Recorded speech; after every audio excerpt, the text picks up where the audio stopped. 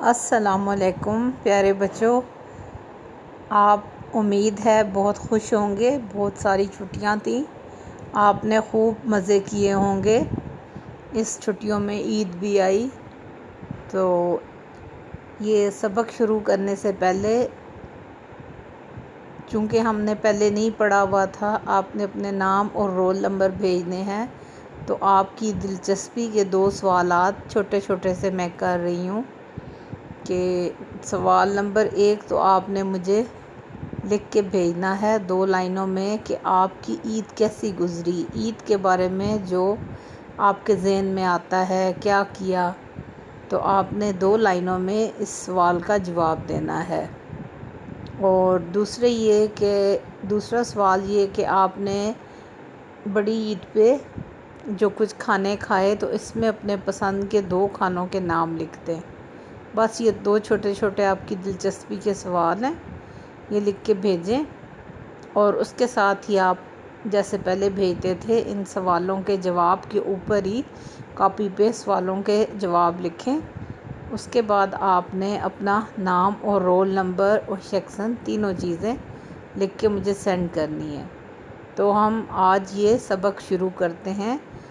راشد منہاس شہید نشان حیدر۔ ابھی 14 اگست گزری ہے، تو آپ ٹی وی پر بھی دیکھ رہے ہوگے کہ 14 اگست میں ملک میں بڑی بڑی جگہوں پر مختلف پروگرام کیے جاتے ہیں، لوگوں کو بلایا جاتا ہے، اور پاکستان بنتے وقت بھی بہت لوگ شہید ہوئے، اور پاکستان کی سرحدوں کی حفاظت کرتے ہوئے بھی بہت زیادہ لوگ شہید ہوئے، لیکن سب سے بڑا فوجی اعزاز جو ہے وہ نشان حیدر کا ہے۔ اور یہ نشان حیدر بہت سارے لوگوں کو ملا، جس میں سب سے کم عمر کے جو شہید تھے ان کا نام راشد منہاس شہید تھا۔ اور مختلف جنگوں میں یہ شہداء شہید ہوئے، جیسے پہلی جنگ 1965 کی جنگ تھی، اس کے بعد 1971 کی جنگ تھی، اور ابھی کارگل کے مقام پر بھی شیر گل جان اور لالک جان کو 2 شہید یہ تھے آخر میں۔ ٹھیک ہے، تو آج ہم یہ سبق اب پڑھنا شروع کرتے ہیں کہ پاکستان کا سب سے بڑا نشان حیدر پاکستان کا سب سے بڑا فوجی اعزاز ہے۔ ابھی آپ نے پنسل رکھ لینی ہے اپنے پاس، اور یہ چھوٹے چھوٹے الفاظ مانی ہیں جو میں آپ کو ہمیشہ کہتی ہوں، انڈر لائن کریں اور ان کے اوپر مطلب لکھیں۔ تو نشان حیدر پاکستان کا سب سے بڑا فوجی اعزاز ہے۔ اعزاز کا مطلب ہوتا ہے رتبہ، انعام نہیں کہہ سکتے کیونکہ یہ تو فوت ہو چکتے ہیں۔ اعزاز عزت سے ہے، بہت بڑا، سب سے بڑا فوجی اعزاز ہے۔ یہ اعزاز شیر خدا حضرت علی کے نام سے موسوم ہے۔ نشان حیدر ان شہداء کو دیا جاتا ہے، یعنی حیدر کس کو کہتے تھے؟ حضرت علی کا لقب تھا۔ نبی کریم نے ان کو، حضرت علی کو، ان کی بہادری کی وجہ سے حیدر کا لقب دیا تھا۔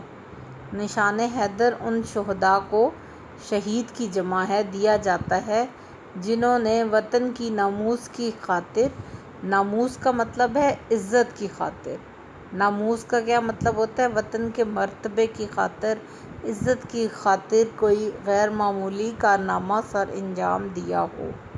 راشد منہاس نشان حیدر پانے والے 4تھے شہید ہیں۔ راشد منہاس پر یہ معلوماتی سبق درست تلفظ اور تاثرات کے ساتھ پڑھیں۔ اب اس کو تاثرات، تلفظ تو آپ کو پتہ ہی ہے کہ آپ نے اچھے سے بولنا ہے۔ تاثرات کا کیا مطلب ہے کہ یہ نہیں ہے کہ آپ ہنس کے پڑھ رہے ہوں، یہ تو بہت سنجیدہ بات ہے بیٹا۔ جنہوں نے اپنی جان وطن کے لیے دے دی، تو آپ کو ان کے جذبوں کی قدر کرنا چاہیے۔ آپ کے دل میں بھی ایسا جوش اور ولولہ ہونا چاہیے کہ ہمیں بھی اپنی جانیں اپنے وطن پر نچھاور کرنے کے لیے ہمارے دل میں بھی لگن ہے۔ ہماری جانیں کچھ بھی نہیں ہیں اپنے مذہب کی راہ میں، اپنے وطن کی راہ میں۔ ٹھیک ہے، تو یہ آگے ایک شعر لکھا ہوا ہے علامہ اقبال کا، شہادت ہے مطلوب و مقصود مومن، نہ مال غنیمت نہ کشور کشائی۔ تو ذرا غور سے سنیں، مشکل نہیں ہے، آپ کو ذرا تھوڑا مشکل لگے گا، غور سے سنیں تو آپ کو سمجھ آ جائے گی۔ شہادت ہے مطلوب و مقصود مومن، شہادت کا مطلب تو آپ سمجھ ہی رہے ہیں نا، شہید ہونا مطلوب ہے، طلب سے لفظ نکلا ہے۔ ایک مسلمان چاہتا ہے کہ وہ شہید ہو، اس کا مطلوب ہے شہادت۔ وہ مقصود مومن، مقصود اس کا مقصد ہے، مقصد کا لفظ بھی آپ نے سنا ہوا ہے، طلب کا لفظ بھی سنا ہوا ہے، تو یہ طلب سے مطلوب نکلا ہے۔ شہادت ہے مطلوب و مقصود مومن، نہ مال غنیمت نہ کشور کشائی۔ مال غنیمت کا مطلب یہ ہے کہ مسلمان اس لیے جنگ نہیں کرتا کہ اس کو جنگ میں مال مل جائے، بچا کچا مال جو مل جاتا ہے جنگ میں، لوگ بھاگ جاتے ہیں یا ان کے ملکوں پہ قبضہ کر کے جو مال ملتا ہے اس کو مال غنیمت کہتے ہیں۔ تو مسلمان شہادت کے لیے لڑتے ہیں۔ کس کے لیے لڑتے ہیں؟ ان کا مقصد اور مطلب کیا ہے؟ شہید ہونا۔ وہ مال کے لیے نہیں لڑتے، نہ کشور کشائی۔ کشور کشائی کا مطلب ہوتا ہے کہ بہت سارا علاقہ حاصل کر لینا، بادشاہت حاصل کر لینا جیسے، نہ ہی وہ پیسوں کے لیے لڑتے ہیں اور نہ ہی وہ بہت زیادہ علاقوں پر قبضوں کے لیے لڑتے ہیں۔ ٹھیک ہے، ابھی ہم سبق شروع کرتے ہیں۔ یہ سائڈ پر لفظ لکھے ہوئے ہیں جیسے عیادت کرنا، تیمارداری کرنا، جو میں آپ کو مشکل الفاظ بتاتی ہوں ان کے ساتھ اس کو بھی آپ انڈر لائن کیا کریں اور کاپی پہ لکھا کریں۔ راشد ابھی ایک بچہ ہی تھا کہ ایک دن بیمار ہو گیا اور کمبائنڈ ملٹری ہسپتال میں داخل ہو گیا۔ اتفاق سے ملک کے صدر بھی اسی ہسپتال میں تھے، یعنی کہ راشد منہاس ابھی چھوٹے بچے ہی تھے، تو ایک دن بیمار ہوئے اور وہ ملٹری کے ہسپتال، کمبائنڈ ملٹری ہاسپٹل کا نام لکھا ہوا ہے کہ اس میں ان کو داخل کیا گیا۔ اتفاق سے ملک کے صدر بھی اسی ہسپتال میں تھے۔ صدر بہت بڑا عہدہ ہوتا ہے، وزیر اعظم اور صدر یہ دو بہت بڑے عہدے ہیں ملک میں۔ ان کی عیادت کے لیے بڑے بڑے افسران آ رہے تھے۔ عیادت کا کیا مطلب ہوتا ہے کہ بیمار کو پوچھنے جاتا ہے جو بندہ، تو اس کو عیادت کہتے ہیں۔ ہم یہ نہیں کہتے کہ ان سے ملنے جا رہے تھے، ان کی خیر خیریت پوچھنے۔ عیادت کا مطلب ہے خیریت پوچھنا، بیمار کی خیریت پوچھنا۔ تو ظاہر ہے وہ اتنے بڑے عہدے پہ تھے تو بہت بڑے بڑے افسران آ رہے تھے، افسر کی جمع ہے۔ ایک دن فضائیہ کے سربراہ بھی عیادت کے لیے آئے۔ اب چونکہ وہ صدر تھے تو ان سے ملنے کے لیے فضائیہ کس کو کہتے ہیں؟ فوج کے مختلف حصے ہوتے ہیں، یاد رکھیے گا۔ ایک بری فوج کہلاتی ہے، بحری فوج کہلاتی ہے، فضائیہ فوج کہلاتی ہے۔ فضا کا مطلب ہے کہ یہ جتنے بھی جہاز وغیرہ ہیں فضا سے ہے نا، فضا ہم آسمان کو ہی کہتے ہیں۔ تو اب آپ اس سے آپ یاد رکھیں کہ فضائیہ کے سربراہ تو ایئر فورس، اس کو انگلش میں ہم ایئر فورس کہتے ہیں، عیادت کے لیے آئے، یعنی جتنے بھی جہاز وغیرہ جنگوں میں کام آتے ہیں یا کس طرح سے پائلٹ ہیں اور ان کا سارا کام ہے، تو وہ سارا اس کا سربراہ جو تھے وہ بھی عیادت کے لیے آئے۔ پھر کیا تھا، ننھا راشد مچل گیا کہ وہ ان کو ضرور دیکھے گا۔ اس کے تایا زاد بھائی اسے اٹھا کر لے گئے تو وہ بہت خوش ہوا اور کہنے لگا میں بھی ایئر مارشل بنوں گا۔ تو وہ چونکہ چھوٹا بیمار تھا بچہ، تو ننھا راشد، یہ راشد منہاس کو کہا گیا، وہ مچل گیا۔ مچل گیا کا کیا مطلب ہے کہ خوشی سے کوئی بچہ ضد کرنے لگ جائے تو ہم اس کو مچل جانا کہتے ہیں، کہ وہ ان کو ضرور دیکھے گا۔ اس کے تایا زاد بھائی اس کو اٹھا کر لے گئے تو وہ بہت خوش ہوا اور کہنے لگا میں بھی ایئر مارشل بنوں گا۔ ایئر مارشل فضائیہ کا یا ایئر فورس کے سب سے بڑے عہدے کا نام ہے۔ اگلے صفحے پہ ہم چلتے ہیں۔ راشد کو بچپن ہی سے فضائیہ سے بہت محبت تھی، یعنی ایئر فورس سے، جہازوں سے، ان چیزوں سے بہت پیار تھا۔ ان کے پسندیدہ کھلونوں اور تصاویر میں جہاز کو اولیت حاصل کی۔ اولیت کے نیچے لائن لگائیں، یہ اول سے نکلا ہے لفظ۔ کس سے لفظ نکلا ہے؟ اولیت حاصل ہوتی۔ اولیت یعنی کہ پہلے نمبر پہ ان کو جو چیز بہت زیادہ پسند تھی، جس کے وہ کھلونے لیتے، وہ جہاز تھے، اور تصویریں بھی وہ جہازوں کی بناتے تھے۔ دوران کھیل بھی وہ جہاز کی آواز سن کر رک جاتے۔ جب وہ کھیل رہے ہوتے تھے کہیں تو آسمان سے جہاز کی آواز آتی تو وہ سن کر رک جاتے۔ ابھی آپ نے دیکھا ہے کہ بعض بچے بڑے خوش ہوتے ہیں کہ جہاز گزرا ہے۔ ایک دن سب بہن بھائی جھولا جھول رہے تھے۔ راشد جھولے پر پیٹ کے بل لیٹ گئے اور بازو پھیلا کر زور زور سے کہنے لگے، دیکھیے میں ہوائی جہاز بن گیا ہوں۔ کتنا معصوم سی پیاری سی بات ہے کہ جب وہ چھوٹے تھے تو ان کے بہن بھائی سارے جھولا جھول رہے تھے تو انہوں نے کیا کیا کہ یہ پیٹ کے بل لیٹ گئے اور کیا کہنے لگے، بازو پھیلا کر زور زور سے کہنے لگے، پیٹ کے بل، یعنی الٹے ہو کر پیٹ کو جھولے کے ساتھ لگایا، لیٹ گئے اور دونوں بازو پھیلا کر زور زور سے کہنے لگے کہ دیکھیے میں ہوائی جہاز بن گیا ہوں۔ تو اس طرح بچپن ہی سے انہیں جہاز کے ماڈل اور مشینری سے حد درجہ دلچسپی رہی۔ کاغذ اور تنکوں کی مدد سے جہاز بنا کر اڑانا ان کا پسندیدہ کھیل تھا۔ آپ بھی کھیلتے ہوں گے کہ کاغذ کو موڑ کر یا تنکوں کی مدد سے جہاز بنا کر اڑانا ان کا پسندیدہ کھیل تھا۔ اس کے علاوہ بانی پاکستان قائد اعظم کے پسندیدہ کھیل کرکٹ سے بھی انہیں دلچسپی تھی، یعنی کہ وہ قائد اعظم کا بھی پسندیدہ کھیل ہے کرکٹ، اور ان کو بھی کرکٹ کھیلنے سے بہت دلچسپی تھی۔ شوق سے کھیلتے، یعنی دلچسپی ہونا، شوق سے کھیلنا۔ ان کا مطالعہ بھی بہت اچھا تھا، یعنی وہ اچھی طرح سے کتابیں پڑھتے، ہر طرح کی کتابیں پڑھا کرتے۔ راشد کے والد انہیں انجینئر بنانا چاہتے تھے، مگر راشد نے اپنی والدہ کی اجازت سے ایئر فورس کے لیے انٹرویو دے دیا۔ ان کے والد چاہتے تھے کہ وہ انجینئر بنے، مگر ان کے دل میں اتنا شوق تھا بچپن ہی سے، جیسے آپ نے سنا ہے، تو انہوں نے اپنی امی سے اجازت لی، والدہ یعنی کہ اپنی امی سے اجازت لی اور انٹرویو اور ایئر فورس کے لیے انٹرویو دے دیا۔ بچے دیکھیں، ایک چیز آپ یہاں پر غور کریں کہ وہ اتنے لائق تھے، ان کو اتنا شوق تھا، اچھے بچے تھے، ہر حساب میں بہت اچھے تھے، لیکن پھر بھی انہوں نے اپنی ماں کی اجازت لینی لازمی سمجھی۔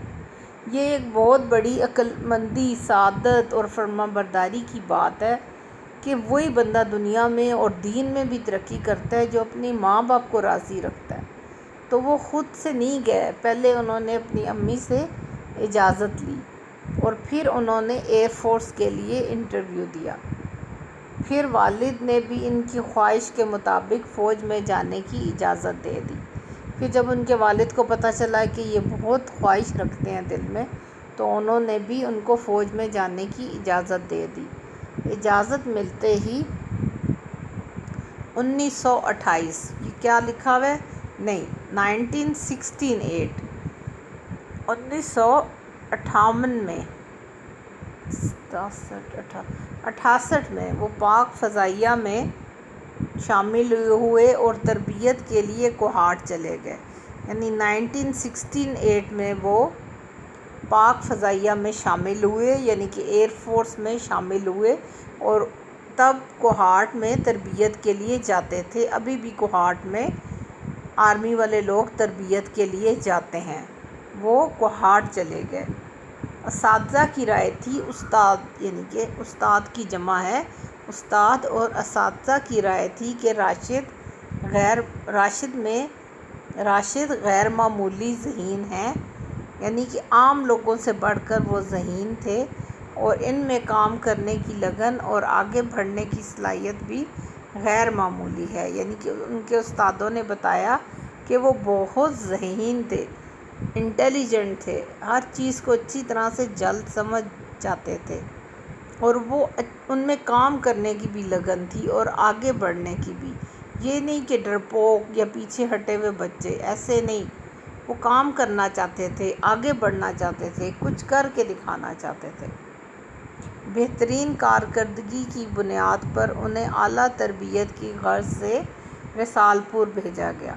جب انہوں نے بہت اچھا کام کر کے دکھایا تو پھر انہیں جلد ہی رسالپور بھیج دیا گیا۔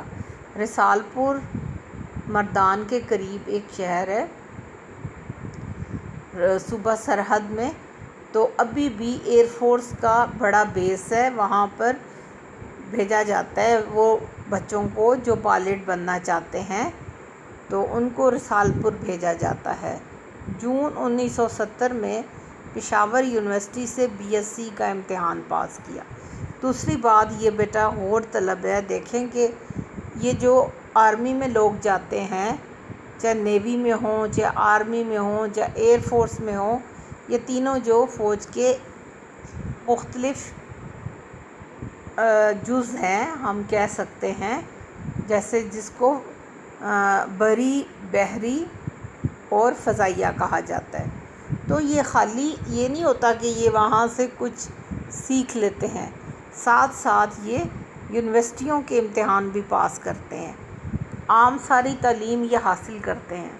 تو انہوں نے بھی پشاور یونیورسٹی سے BSc کا امتحان پاس کیا، یعنی کہ ایک اچھی تعلیم انہوں نے پشاور یونیورسٹی سے حاصل کر لی۔ اس کے علاوہ سائنس، الیکٹرانکس، علم موسمیات اور پرواز سے متعلق تمام علوم حاصل کیے۔ دیکھیں جب کوئی بندہ پائلٹ بنتا ہے تو اس کو اور جن جن چیزوں کی ضرورت ہوتی ہے، جن جن علوم کو جاننے کی ضرورت ہوتی ہے، وہ سب سے بڑی چیز ان میں سائنس ہے، یعنی کہ اس کے سائنس کے بارے میں معلومات بہت اچھی ہوں۔ پھر الیکٹرانکس کے بارے میں جانتا ہوں، ظاہر ہے وہ الیکٹرانکس کے بارے میں جانے گا تو وہ تب ہی جہاز چلا سکے گا، یعنی کہ جہاز ایک الیکٹریکل چیز ہے نا، ایک آلہ ہے جیسے، تو مختلف آلوں کا مجموعہ ہے، تو ان کو الیکٹرانکس بھی آنا چاہیے، علم موسمیات بھی آنا چاہیے۔ آپ سوچیں گے موسمیات کا علم کیوں؟ دیکھیں جتنے بھی پائلٹ ہوتے ہیں ان کو یہ بھی سکھایا جاتا ہے کہ بعض اوقات آپ سنتے ہو کہ بہت بارش ہے کہیں تو یا دھند ہے سردیوں میں، تو جہاز اڑانے سے منع کر دیا جاتا ہے، تو ان کو اچھا خاصا موسمیات کا علم بھی دیا جاتا ہے کہ موسم کیسے ہیں، ان کے بارے میں کیسے آپ نے دیکھنا ہے، معلومات حاصل کرنی ہے، لینی ہے جہاز اڑانے سے پہلے، اور پرواز سے متعلق تمام علوم حاصل کیے، یعنی کہ جہاز اڑانے کے لیے انہوں نے سائنس بھی سیکھی، الیکٹرانکس بھی سیکھی، علم موسمیات بھی سیکھا، اور پرواز تو ظاہر ہے ان کا کام ہی تھا، وہ پائلٹ تھے۔ 15 اگست 1971 کو ان کی تعلیم مکمل ہو گئی اور وہ پائلٹ بن گئے، یعنی کہ پاکستان بننے کی سالگرہ جو آتی ہے 14 اگست کے ایک دن بعد ہی، یعنی 15 اگست 1971 کو ان کی تعلیم مکمل ہو گئی اور وہ پائلٹ آفیسر بن گئے۔ بہت بڑی بات ہے، اتنا ٹائم انہوں نے گزار لیا اور وہ بہت جلد پائلٹ بنے۔ دیکھیں 1968 کو تو وہ فضائیہ میں شامل ہوئے اور اتنی جلدی 71 میں وہ پائلٹ بھی بن گئے، 1 سال کے اندر، جبکہ آج کل ایسے نہیں ہوتا، کافی ٹائم لگتا ہے۔ اگست 1971 میں وہ پائلٹ افسر بننے کے بعد خوشی خوشی اپنے گھر آئے، یعنی وہ ایک اتنا بڑا ان کو عہدہ مل گیا تو وہ اپنے گھر والوں سے ملنے کے لیے، اب وہ پائلٹ تھے، خوشی خوشی اپنے گھر آئے، اپنی تینوں بہنوں رانا، انجم اور راحت کو اپنے مستقبل کے عزائم سے آگاہ کیا۔ تو اپنی ان کی تینوں بہنیں تھیں جن کے نام لکھے ہوئے، رانا، انجم اور راحت کو بتایا کہ وہ کیا کرنا چاہتے ہیں۔ امی سے دعائیں لیں، ظاہر ہے ان کی ماں بڑی خوش تھی کہ بیٹا اتنا نیک فرما بردار اور ہونہار بھی نکلا ہے، لائق نکلا ہے۔ ان کی امی نے ان کو بہت دعائیں دیں اور گھر سے رخصت ہوتے وقت سب کو اللہ حافظ کہا۔ اب جب وہ گھر سے جا رہے تھے تو انہوں نے اپنے گھر والوں کو اچھی طرح سے اللہ حافظ کہا۔ تو بیٹا آج ہم یہ 2 صفحے ہی پڑھتے ہیں، یہ 2 صفحات کافی ہیں۔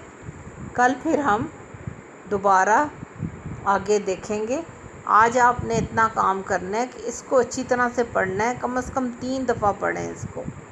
और जितने भी छोटे छोटे अल्फाज मैंने आपको बताए हैं आपने ख़ुद ही लिखने हैं। अब हम काफ़ी आगे चल पड़े हैं, तो ज़रूरी नहीं है कि एक एक चीज़ कापियों पे लिख के दोबारा आपको भेजी जाए। सब कुछ लिखा हुआ है, आपको बता दिया है, जैसे नामूस किसे कहते हैं। तो इस तरह ये आपको जो भी चीज़ मुश्किल लगती है मैं बता चुकी हूँ, उसके अल्फाज मानी लिखें, लाइन कापी के दरमियान में लगाएं, एक तरफ लिखें अल्फाज, साइड पे लिखें मानी।